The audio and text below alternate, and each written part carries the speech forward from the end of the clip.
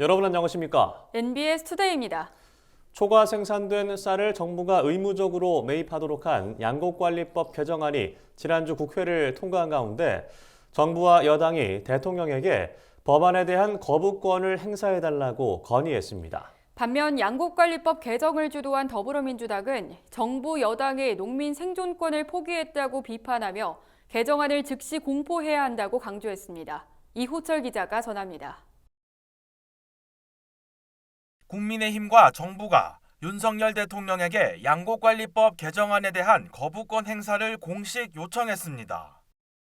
한덕수 국무총리는 29일 오후 서울 종로구 총리공관에서 열린 고위 당정협의회 뒤 대국민 담화를 통해 양곡법 개정안에 대한 제2요구권 행사를 대통령에게 건의하겠다고 말했습니다. 정부는 우리 쌀 산업의 발전과 농업의 미래를 지키기 위해 양곡관리법 개정안 제2요구를 대통령께 건의하고자 합니다. 주호영 국민의힘 원내대표도 이날 고위 당정협의회에서 대통령에게 거부권 행사를 요청하겠다고 밝히며 양곡법 개정안은 한국 농업을 장기적으로 망치는 결과를 가져올 것이라고 말했습니다.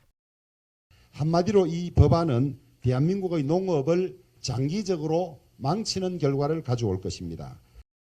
양곡법 개정을 주도한 더불어민주당은 정부와 여당이 농민 생존권을 포기했다며 강하게 비판했습니다. 윤석열 정부는 우리 농민들이 내년에도 쌀 농사를 포기하지 않도록 하는 최소한의 희망마저 짓밟은 것입니다. 또 양곡법 개정으로 쌀이 과잉 생산될 것이라는 거짓 주장을 정부가 펼치고 있다며 이 같은 주장을 대통령에게 보고한 정황근 농림축산식품부 장관의 해임을 촉구하기도 했습니다. 대통령에게 거짓 보고를 한 정황근 농식품부 장관을 즉시 해임할 것을 강력히 촉구하는 바입니다. 양곡법 개정안에 대한 거부권 정국을 바라보는 농민단체들의 반응은 다소 엇갈리고 있습니다. 한국쌀전업농중앙연합회는 대통령이 거부권 행사를 고민해야 하는 상황까지 온 것에 대해 아쉬움을 표하며 개정안에 대한 국회 차원의 재논의가 필요하다고 강조했습니다. 반면 전국쌀생산자협회는 대통령이 거부권을 행사한다면 이는 농민 생존권을 보장하지 않겠다는 말과 같다며 양곡법 개정안을 즉시 공포해야 한다고 말했습니다. 윤석열 대통령이 실제로 거부권을 행사하면 개정안은 국회로 돌아옵니다.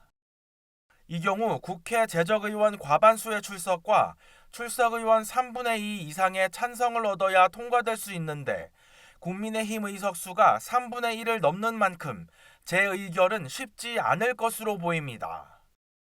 MBS 이호철입니다.